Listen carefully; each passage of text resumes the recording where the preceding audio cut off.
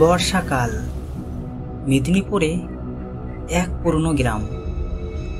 সেই গ্রামের একদম শেষ প্রান্তে ছিল একটা বাড়ি। লোকেরা বলতো ভৌতিক দেউল। বলা হয় বহু বছর আগে এক ব্রাহ্মণ পরিবার ওই বাড়িতে আত্মহত্যা করেছিল। তাদের আত্মা আজও নাকি ঘুরে বেড়ায় সেই বাড়িতে।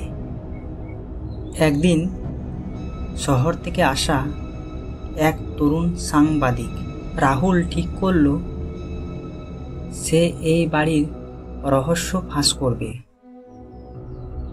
একটা ডকুমেন্টারি বানাবে, সত্যিটা বের করবে। ভূত টুত কিছু না, এসব মানুষের গল্প।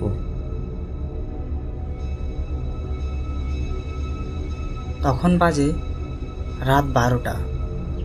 রাহুল একা ক্যামেরা আর টর্চ নিয়ে ঢুকলো সে ভাঙাচোরা বাড়িটায়। হঠাৎ একটা পুরনো কাঠের দরজা আপনা আপনি খুলে গেল।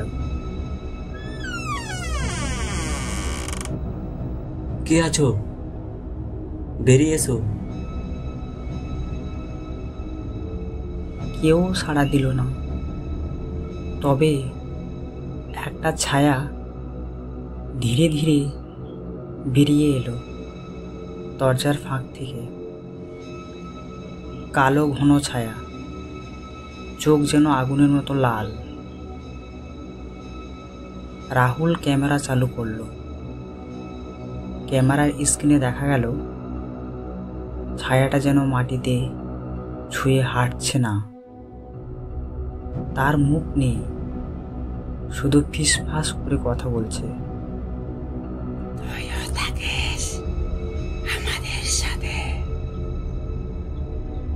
রাহুল দৌড়াতে চাইল, কিন্তু শরীর যেন পাথর।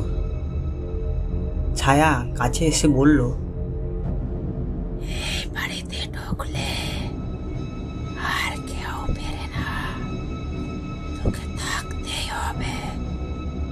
সকালে গ্রামের লোকজন রাহুলের ক্যামেরা বাড়ির সামনে পেল, কিন্তু রাহুল ছিল না কোথাও।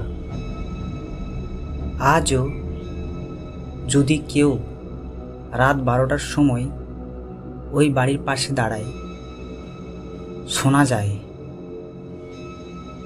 তুইও থাকিস আমাদের সাথে। ভূত নেই বলেছিলেন রাহুল,